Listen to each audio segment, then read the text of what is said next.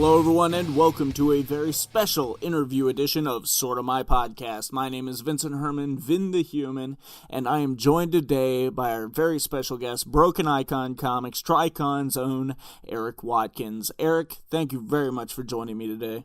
No problem. Now, before we get into the reason you wanted to have this interview today, I'd like to dig into your secret origins just a bit. Tell me how you got into comics and how this all led to Broken Icon Comics. Well, I was working with a buddy of mine, and we were going back and forth about what we were into, and he's quite a few years older than I am, and he said comic books, and I kind of looked at him funny, and he goes, no. He goes, it's not that kind of stuff. So he took me to a local shop, which I didn't even know we had. And I really enjoyed it. He gave me the Ultimates hardcovers to read. Wow, that's a good place to start.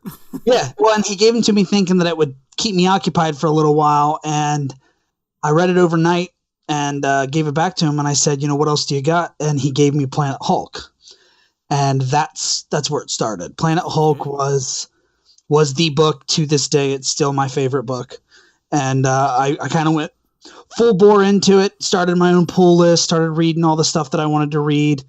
And then the comic book shop owner, and this would have been 2008, 2008, he said, hey, Baltimore Comic-Con does this retailer summit. He goes, will you go represent my shop? Here's a couple free tickets to Baltimore. And I said, awesome. So I drove to Baltimore and represented his store, looked at the retailer summit, did that stuff, and went to the convention.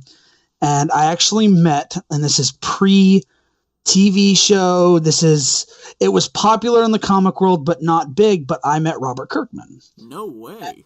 Yeah, and Robert and I sat down, had a conversation. He kind of was giving me some pointers and some tips about writing and stories and all this different stuff, and he basically gave me the tools to kind of start doing this. And so when I left, I was a friend of mine and me, we decided we're going to go ahead and do our own comic book. And I started writing some stuff, and I was really, really bad at it. I went to a local group. So the local comic book shop owner started this thing called Odle, which was the Ohio Valley Artists League. So it was writers and artists could go and they could meet each other and, they could collab with each other. And I went to the meeting, and it sounded like everything I wanted, but it turned into this seminar about webcomics. And I didn't want to do that. I wanted to do a company. I wanted to publish my stuff. The second meeting we went to, and I wasn't going to go. The only reason I went was my wife was pregnant, and my wife wanted tacos, and it was held at a taco joint. So we went, and my wife, got her tacos, and I was literally just counting the time to leave. And my wife said, hey, there's a guy over here. You need to meet him.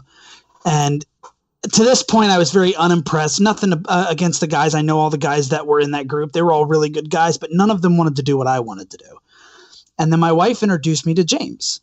James Maddox wanted to do what I wanted to do. He wanted to create comics, not web comics. He wanted to publish books and do shows and do all this stuff. And we never went back to another meeting. The next month, we signed a partnership agreement, and we formed our LLC, got our federal EIN number, and we literally we jumped headfirst into it, not knowing anything about it, not knowing how the business works. So we put a bunch of money into it, and we started creating books. And the funny part is we used to go to the print shops, and they would let us in after hours, and we would be there all night printing, setting up, cutting, stapling, folding. We did everything ourselves to try to save a few bucks. And we decided to debut at Baltimore in 2010. That was the big debut for us. So we brought in one of our artists from New York. We brought in one of our artists from Iowa. And we were going to have this big release. We had a bunch. We had 4 or 5 people that were our street team that were handing out stuff. We had 2 people dress up like characters from one of our books.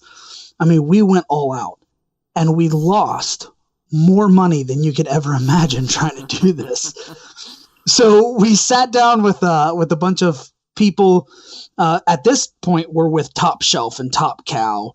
Those guys like Sablik, those guys have all moved on to Marvel and DC and are now big time hotshots in their front office. And we sat down with them and they kind of told us, you're going to lose money at this for 10 years. For 10 years, you better be willing to fight the war of attrition and just be able to keep yourself above float for 10 years, because it's going to take about 10 years before you start to turn any real profit.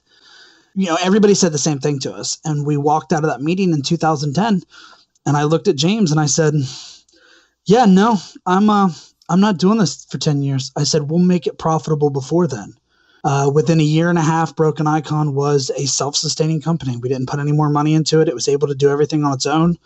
We went from publishing just 2 books, and they were our books, to publishing the books of 17 creators all over the world. We now have artists in every facet of the world: Europe, Asia, South America, North America. And we have more titles coming out yearly than we could even produce in the first 10 years. So it kind of grew and grew and grew. And back in 2011, we noticed how the market was starting to shift away from comic book creators. Fan art and walls of print started to become the more prevalent thing at comic shows. Crafters started to become a more common thing too. I mean, we'd start going to shows and there'd be 100 tables in Artist Alley, and less than half of them would be artists. The rest of them would be prints and crafters. So we noticed that there was kind of this niche that was leaving, and that was a show that was about creators. So we came up with the idea to do a comic show. And originally, Tricon was not supposed to be in Huntington, West Virginia. Tricon was supposed to be in Marietta, Ohio, which is where Broken Icon is based. It's where James lived. I live 13 miles away. So Tricon was supposed to be Marietta Comic-Con. That's what it was supposed to be. Okay.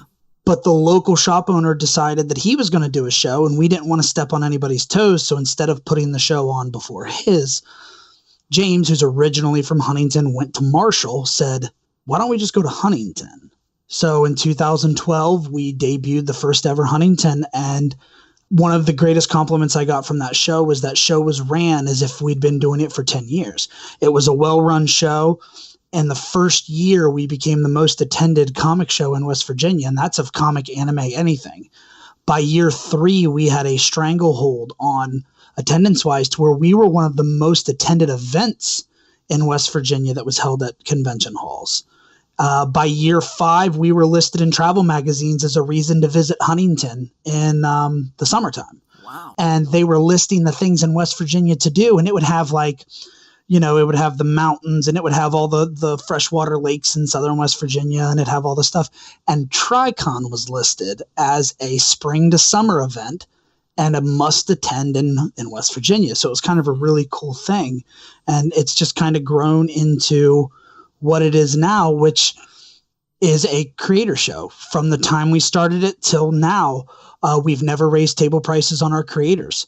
The door price in 7 years has raised $3, even though the rent on the building constantly goes up and the cost goes up with the normal cost of living. Our ticket prices have raised one time. Our booth prices for creators have raised none. We don't raise. Vendors have raised once. We try to keep this a very family-oriented show and a very affordable show, because we have a lot of families of 5 and 6 that come to this show. Yeah. And we get a lot of people each year that'll stop James and I and thank us for making a show or make something that they can go to, and they don't break the bank trying to go to it. I have said so many times, and I've said it in these interviews too, that you really can't get a better comic book convention experience for a price like this. Yeah, and one of the cool things that I really like about our show is our VIP packages too. That's one of the greatest things about our ticketing. For $25, they get an hour early access, a free tote bag, a free T-shirt, free buttons. Sometimes we'll do exclusive comics in it. I mean, there was one year our VIP package had $75 worth of stuff in it, and we were selling them for $25, and we always sell out of our VIPs.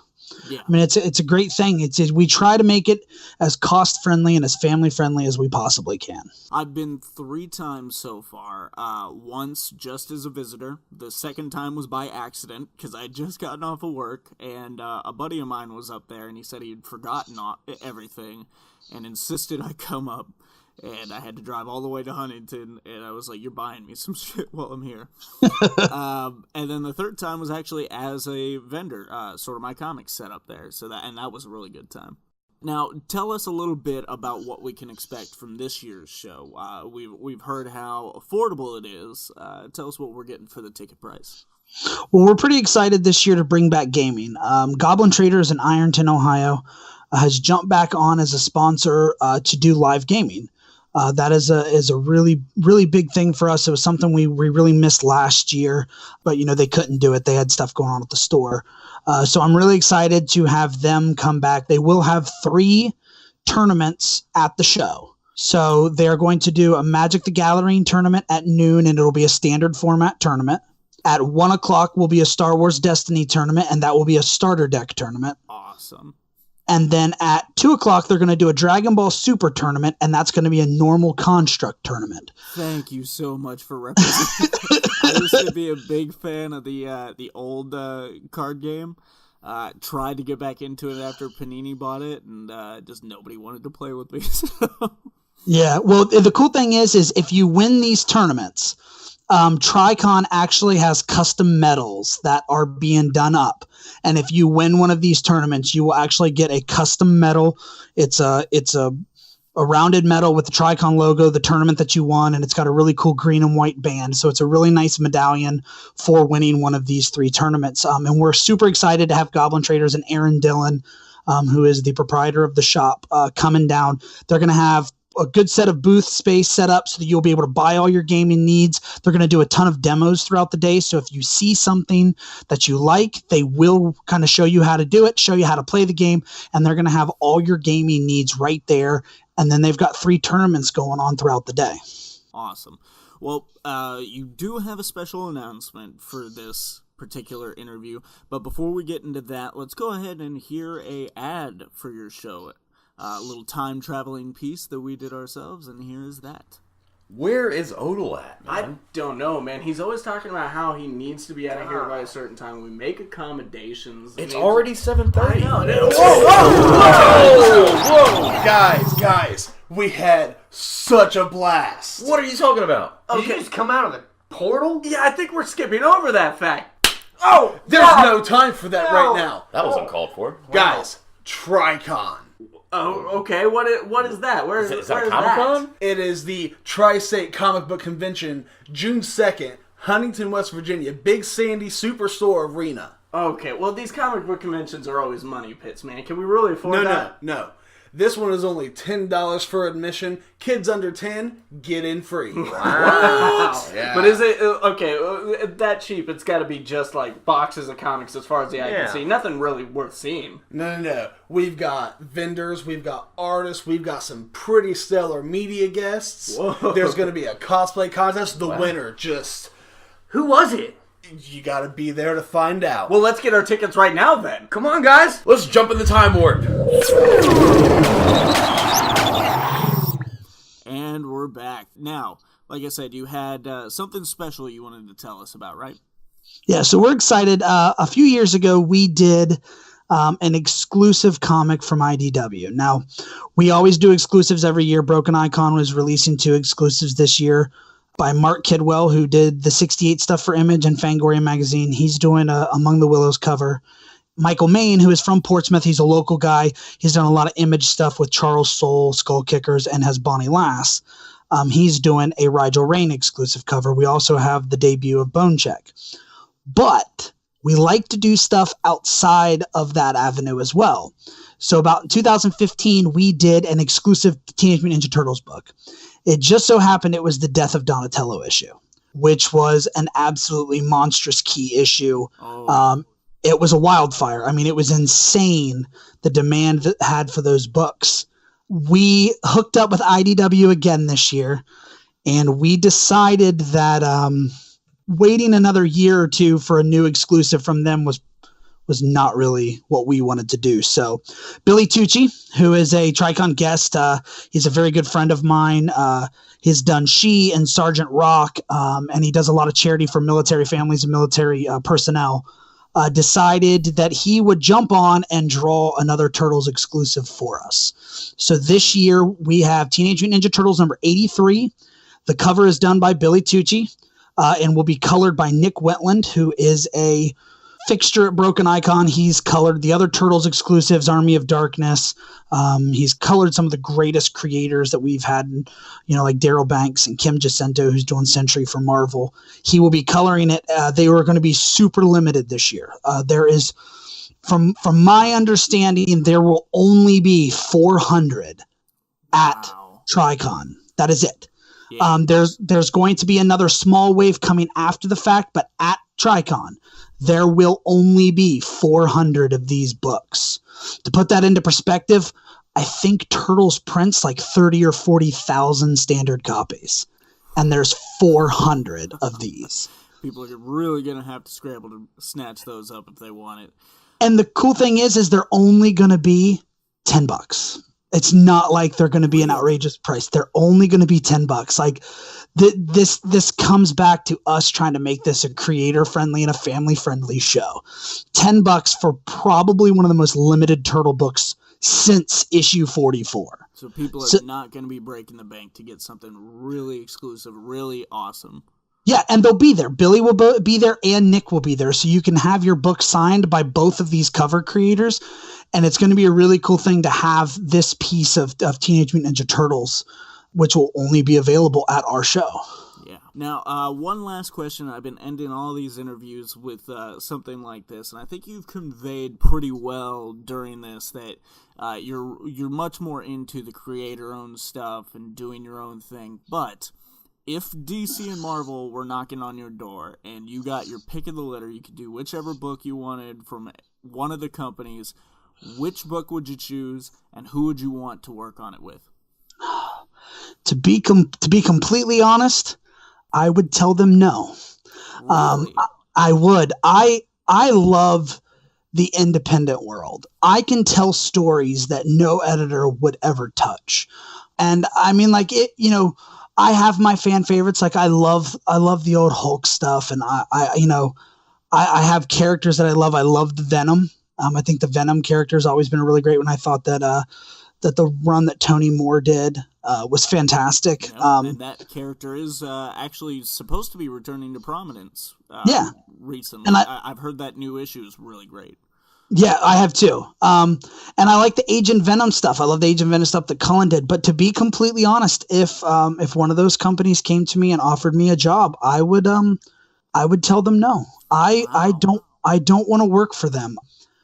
I love the independent world. I love where I'm at in the independent world. I love that Broken Icon has kind of set up, in my opinion, and a lot of people probably have differing opinions. I think Broken Icon Comics in the independent world sets the standard in most places. I think our creative talent is top notch. I would love to see every one of our creators go on to work for those companies because I know they would love to. Yeah. But I truly love the independent world. I truly love that I can tell a story and I can have an editor critique the story, which, we have 4. So we go through a bunch of editors just like the bigger companies do, but I don't have to worry somebody telling me something went too far.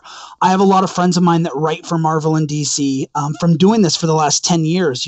I've met a lot of people and became friends with a lot of people who are mainstream creators. And I hear the horror stories of I wrote this issue 7 times before they finally approved what I was doing, or I rewrote the beginning and the end 3 or 4 times because I wasn't fitting what they wanted. And I don't want that. I want to be able to sit down and work on a story and come up with something unique and something that is catching and trendy, but at the same time, I don't have to worry about somebody telling me that I went too far. I don't have to worry about somebody telling me that I don't fit their vision when it's supposed to be me writing the story and creating the world that it's around. I don't have to worry about somebody else's vision getting in the way because I can create a story and tell a story and be completely happy with how it comes out. I gotta be honest, I'm blown away that you would say no, but your reasoning is sound. I absolutely get that. Well, Eric, thank you very much for doing this with me. Tell the good people where they can find you. They can find us at brokeniconcomics.com, the same on Instagram, Facebook, and Twitter, or you can find Tricon WV, that is on Twitter. You can also find at tristatecon.net. We're everywhere. Social media, we're pretty buzzy now with about 2 weeks to go to the show. Right. And you can get all the updates for the show. So make sure you get down there for some gaming. Mandalorian mercs will be there. So come get your pictures with the Mandalorian. I think they're going to do their bounty where you can arrest people and put them in a jail. Awesome. I love those guys. I do too. And I'm pretty pumped to have an actual kit car built in West Virginia. So it's our own kit car. A wonderful, wonderful gentleman named Garrett built it up in Parkersburg, West Virginia, and he's going to bring it down for everybody. So all of that stuff, you can get information on all of that, the gaming and everything on social media. And we look forward to seeing everybody on June 2nd. Guys, like this episode if you liked it. Subscribe if you loved it. Don't forget to like, comment, and of course share. And check out all of our links down below as well as all the information for Tricon. Or why not just come to the show yourself? Again, it's June 2nd. $10 at the door. Kids under 10 are getting in free. And it's in Huntington, West Virginia. If you're local, that is not a very far drive. Come on down, see these creators, check out all this sweet merch, exclusive Turtles cover, and just have a good time. There's going to be a cosplay contest. We're going to be live streaming that. It's going to be awesome. Once again, thank you very much for joining me, Eric. Yeah, no problem. Thank you. And I think it's about time to cue that badass outro music.